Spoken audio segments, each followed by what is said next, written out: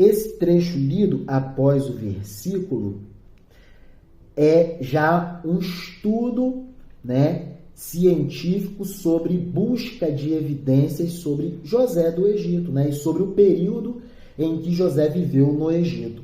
E esses estudos dão conta de que, muito possivelmente, tempos depois de quê? Dos sonhos do faraó, durante anos de seca seguidos, os sacerdotes tenham conseguido despertar a ira popular contra José e Apop I, o faraó Ixo. É interessante que aqui a gente já pode conjecturar uma possibilidade de desordem mais causada por excessiva intervenção do Estado na economia. Nossa, que texto rico! Olha como a história de José do Egito nos leva a várias considerações finas de sabedorias sobre questões práticas da nossa sobrevivência. Olha só, podemos ler assim: possivelmente, tempos depois dos sonhos de Faraó, depois de José ter garantido o ciclo econômico de prosperidade, acumulando reservas para enfrentamento dos 7 anos de vacas magras,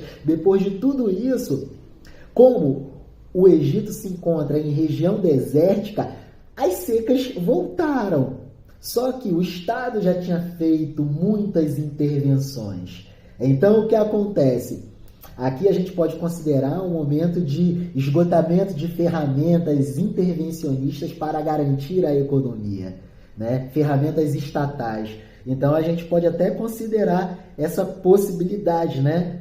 Uma coisa que a gente tem de levar em consideração: não importa muito o fato de ter acontecido a história ou não ter acontecido, ou ter acontecido do modo como está registrado ou não ter acontecido. O que importa é que nós Homo sapiens, configuramos a nossa inteligência a partir da linguagem ficcional e representativa.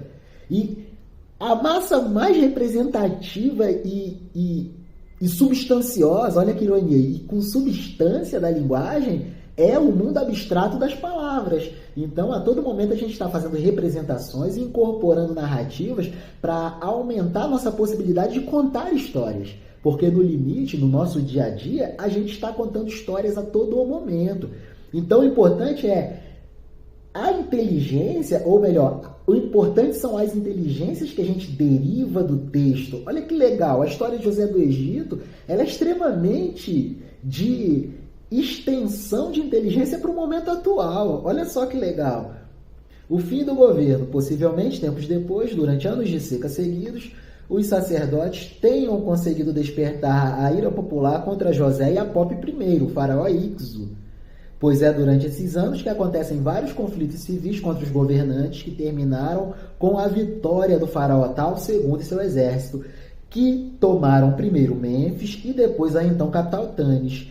Vendo-se sem condições de vencer, Apop e seus vassalos refugiam-se em Avares, a cidade-fortaleza construída pelos Ixos. Olha que legal, é o momento posterior aos sonhos de Faraó, muito posterior, né? Então, a gente entrelaçando tanto os registros bíblicos, que são registros finos sobre o mundo antigo, mas não numa perspectiva científica, mas sim uma perspectiva de registro do mundo dos homens, mas a partir da percepção dos próprios homens. Então, é uma configuração mais poética, né? Então, a gente pode entrelaçar tanto as evidências de possibilidades encontradas a partir da ciência, mas também conjugar os registros bíblicos. Então, a gente vê aqui um momento pós-intervenção do Estado na economia do Egito, já com o Estado sem ferramentas para poder continuar intervindo. Muito legal, muito legal, muito legal. Se a gente olhar para o nosso momento atual no Brasil, a gente verifica que não tem nada a ver com o nosso momento atual. Pelo contrário, a gente está com nossa economia brasileira com muito desemprego, uma capacidade ociosa de recursos econômicos parados muito grande, taxa de juros muito alta. Então, quer dizer, a gente tem uma economia com muito espaço para crescer. A gente está no primeiro momento. O Estado brasileiro precisa utilizar as ferramentas econômicas para impulsionar a economia. Mas, por exemplo, quando a gente olha para a Europa já está nesse segundo caso aqui de fim de governo. A Europa já tem esgotadas as possibilidades de manuseio das ferramentas econômicas para administrar, por exemplo, a próxima recessão que se avizinha. Este ano ele já começa com a economia global em recessão, perdendo força. É isso. Nossa, a história de José do Egito nos traz ensinamentos e consciência econômico-prática muito legal. Concluindo o texto. Os Hicsos acabaram finalmente vencidos, depois de aproximadamente 500 anos sobre as terras do Egito, por Amoses I, filho de Tal, na 18ª dinastia. Olha o que a gente pode considerar sobre José do Egito olhando para Jesus. Jesus falou: antes, dentre vocês aí, meus discípulos, dentre vocês que estão discutindo aí para ver quem é o melhor, quem é o mais abençoado, quem é o maior no reino dos céus, o que vale é isso daqui, Antes, entre vocês, que o maior entre vós seja como o menor. E quem governa como quem serve. E quem governa como quem serve. José foi alçado à posição de governante para servir. Em nenhum momento foi visto em José soberba, altivez.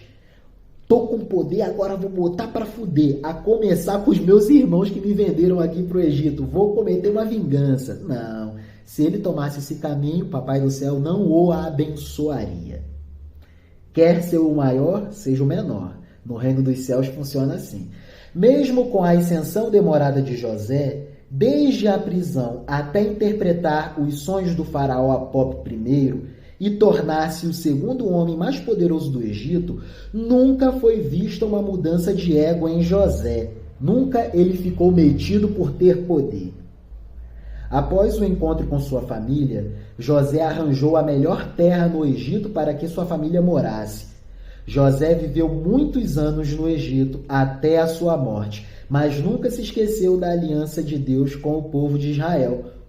Nos termos desta aliança, a terra de Canaã, onde morava Jacó, seria dada a Abraão e seus descendentes.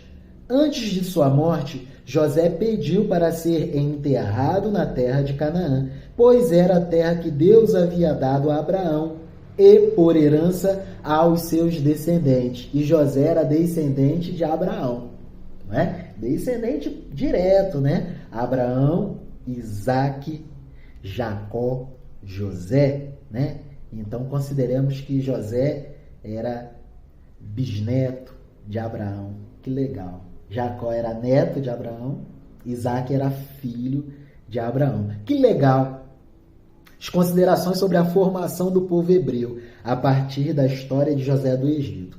Mas por que estudar a cultura do povo hebreu? Ora, porque nós fomos colonizados por europeus e europeus cristãos. Então, inevitavelmente, se acreditamos ou não acreditamos, se damos importância ou não, a cultura bíblica joga diretamente entrelaçada com a nossa cultura no ocidente da Terra. É o modo como nós nos enxergamos, é o modo como nós nos vemos, como nós nos enxergamos, é o modo como nós nos enxergamos.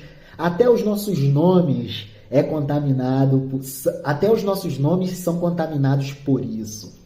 Então é isso, o modo como nós nos vemos, a nossa linguagem, a nossa comunicação, o nosso direito, por exemplo, o nosso direito tem muitos termos que são originários dos cânones sagrados. É isso. Então está entrelaçado com o nosso cotidiano e rotina do dia a dia. Então, estudando a cultura do texto sagrado, a gente consegue entender um pouco mais sobre como nós somos aqui no Ocidente da Terra. Para além de nos inspirar a partir de uma literatura que é extremamente elevada. A história de José do Egito é uma das mais belas histórias da humanidade. Obrigado, Deus, por essa oportunidade. Agradeçamos a Deus porque ler, escrever, meditar, refletir são atos humanos raros em sua execução. Então, temos de agradecer. Se temos possibilidade de acessarmos o mundo da cultura, agradeçamos. Amém.